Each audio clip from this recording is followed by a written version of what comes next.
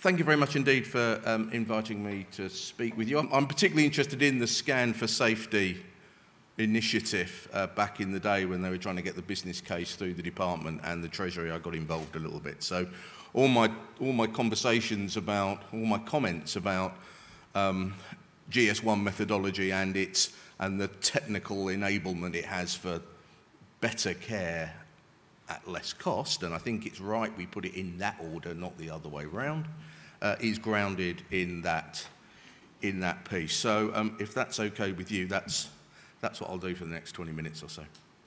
I hope it's not too repetitive. I'm afraid it's bound to be. Apologise now.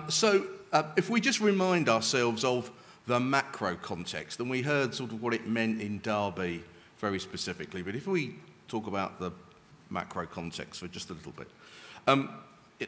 Fundamentally, we continue to have unacceptable levels of clinical never events, irrespective of how much we talk about it, no matter how much improvement individual organisations make, we still have too much of it. I walk in, on the occasion, I have the pleasure of going to the Secretary of State's office.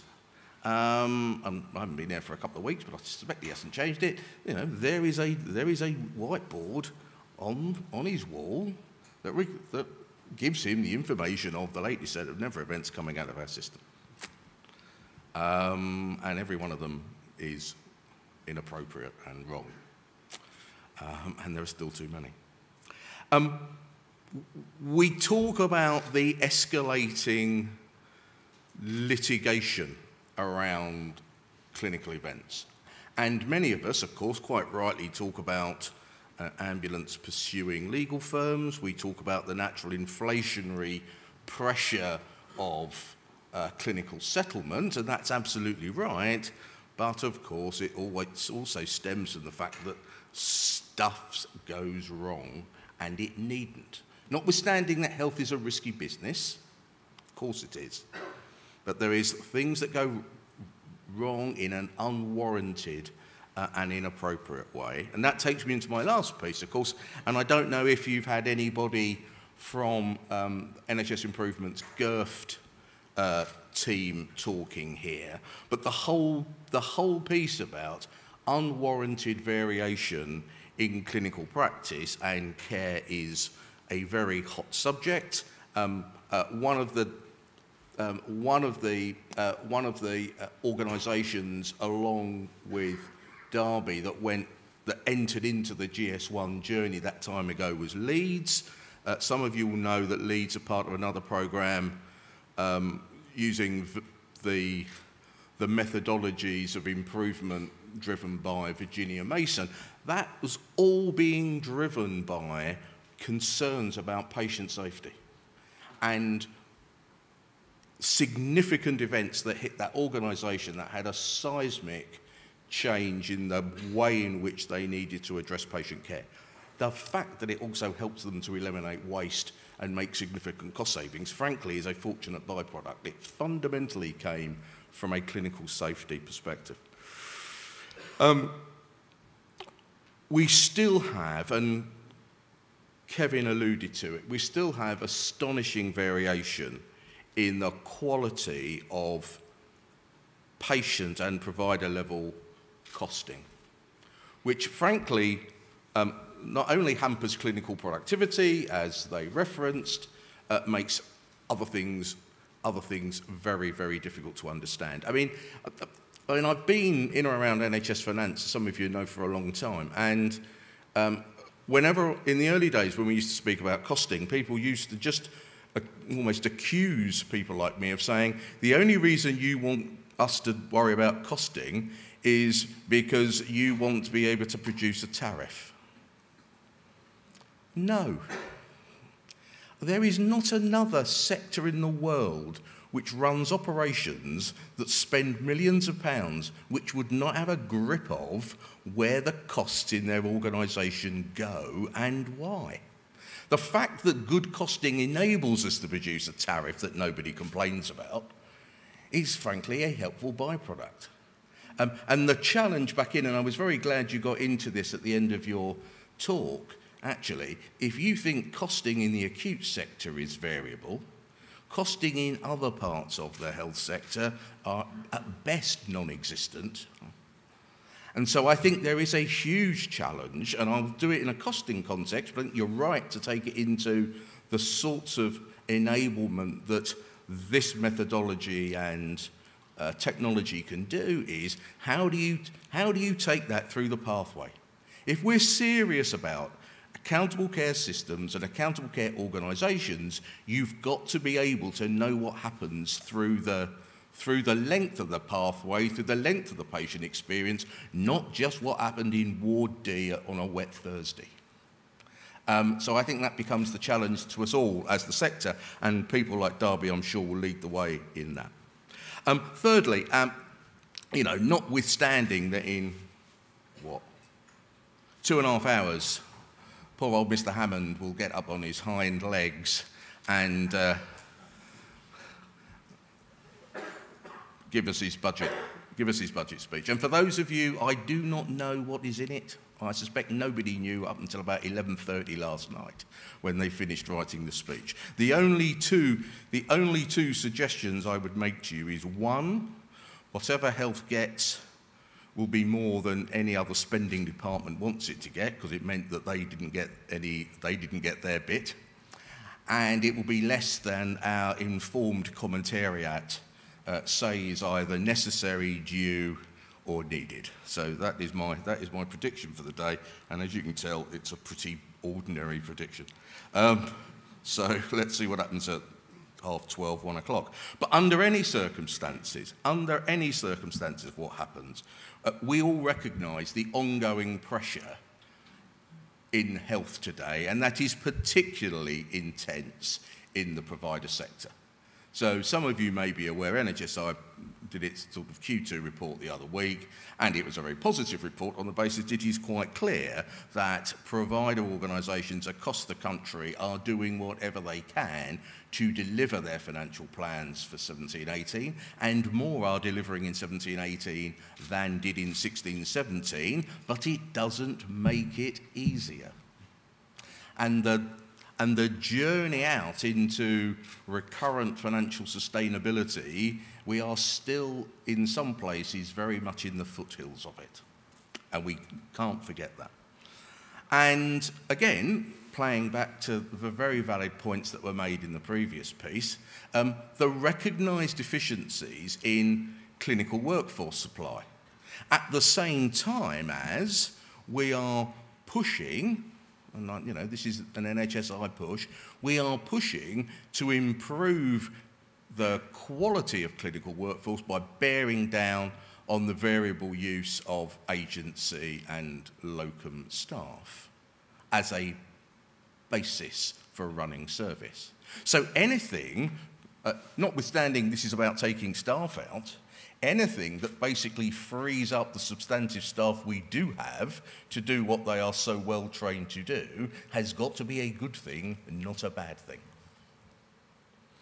And this is all off the back of, whether we like it or not, and it plays back to the earlier comment about the Secretary of State's view of, good quality care costs less, a persistent and rigorous and robust continuing drive for operational productivity improvement in the service, which must translate into bottom line financial sustainability.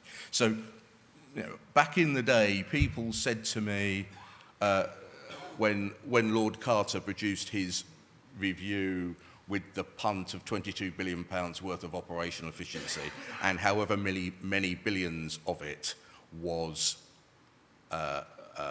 specifically on the provider side. And I would be asked the question, do you really think there's 22 billion? And my answer tended to be, well, there's certainly not zero. And actually, one of the reasons why you were asking me that question is that some of your underlying costing and understanding of where you spend your money and why you spend it is unfathomable, so we've got some informed assumptions. So it may not be that, it certainly isn't this, But frankly, you've all got to go at it, and the very fact you don't know tells me more than me having to justify the number of 22. And whether I like it or not, and this is probably the smallest order, but again, I think Kevin made references to it, I am sick and tired of seeing national audit studies on deficiency in supply chain. It is becoming too tedious. They don't even have to do a new review now. They take the last one, change the date, because a lot of the recommendations are still absolutely valid. Inventory management, procurement variation and visibility, asset benchmarking and tracking. What did you do with it? Where did it end up? It went wrong. Where do I go to get it back from? Your point about the knowledge of the quality of relatively small but spectacularly costly equipment when you're using it at bulk. Very, very inadequate. Now, I think all these issues can be improved by the Scan4Safety program by driving the adoption of standards, which, as Kevin said, are quite commonplace in other sectors. You bring that into healthcare to support the objective. I mean, obviously, this is when people like put big slides up. If you like, the objective of right. Actually, right. Right patient. Right product. Right place where the product should be, and preferably the patient, and preferably the people to deal with the patient, and the right process to adopt when dealing with those three things. And why?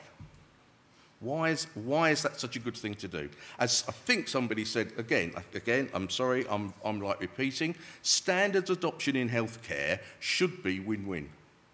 Delivering improvements in patient safety and efficiency, productivity gains, and there is so much evidence to back that up, and I won't go through a plethora. There was one I was particularly struck by, and it's because it's relatively recent. I think it came out in 2017. There was a review covering OECD countries, and it identified that 15% of hospital activity and related expenditure could be attributed to treating safety failure.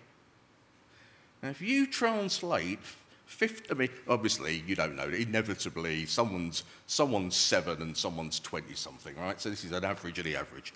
It's everything that's wrong with a tariff. But look, it's the principle, right? But if you just took that and applied it to what? Overall health budget as voted by Parliament, 110 billion quid. How much of that's in secondary and tertiary care? 65, 70 bill? Even if it's only 10%, even if we're better than the average of OECD, 10% of that is a big number. If you could start to eliminate that, isn't the world a better place? So, specifically, Scan4Safety is demonstrating the benefit of this standard adoption in the 6 acute trusts that initially took it up, of which Derby's one. So you can see enhancements to patient safety through the reduction in the use of out-of-date product and an increase in the effectiveness of product safety recalls. And I think, Keith, you made reference to product that you don't want to use or can't use. Where is it? How have I used it before? Hugely important in a patient safety context. Identified and delivered financial efficiency benefits that, if you annualise it and if you took it over the rest of the system, top 420 million. And that's, as we've heard, in the relatively limited implementation of GS1 methodology and techniques in the sector. And if you could do that at scale, if you could industrialise it, and as a sector we're pretty bad at doing industrialisation. So I was very taken with the point that says this worked in the organisation because it hadn't been driven in our classic Bob Alexander performance management sort of way. It had been allowed to take root, and that would be consistent in good change programs. But let me be just a tad provocative, which at some point you've got to do that with the pace curve. I mean, at some point you have got to take the line that says, do you know what, this works? You keep telling me it works. You keep telling me you like what it gives you. So now we've got to do this at pace. And you over there, your implementation curve to be shorter. And why? Because don't listen to me, I'm just the suit. You listen to this informed clinical person that you respect down the road. Yeah? Take it on trust. Take it from someone who knows. Don't take it from me. So at some point, there does need to be pace around this. There really does. And actually, the other thing, and it's aligned to that piece, is this element of, yeah, we'll take it, but we'll just make it look a little bit like this. Because we're different. Yeah, you know. My hospital starts with a different letter, so we're different. We've got to be sensible about some of this stuff. If the methodology is proven, and it's proven by people you trust and respect who can evidence demonstrably that it works, and it brings patient safety and cost reduction, then maybe we should just do it. And I think that's the challenge to the STP. So I would quite, again, a bit provocatively, and I apologise, you brought it up, Gavin, so I can say it. The challenge to you in your STP is to get all your chief executive colleagues in other places to go on the same journey that you've gone on with a bit of oomph. So,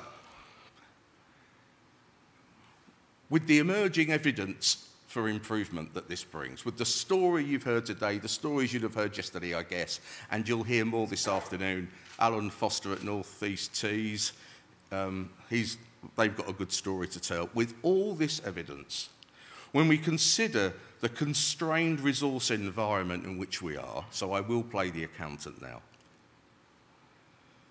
it strikes me the question for senior decision makers in our organisations isn't, should we follow the Scan4Safety approach, implement GS1, in our ambition to enhance patient safety and pursue operational efficiency as part of our quality and financial improvement journey, because frankly that's what NHS improvement will expect you to say the next time we performance manage you. The key question is, why aren't we, and when are we going to start? So, thank you very much indeed for listening. I hope the rest of your conference goes really well, and good luck.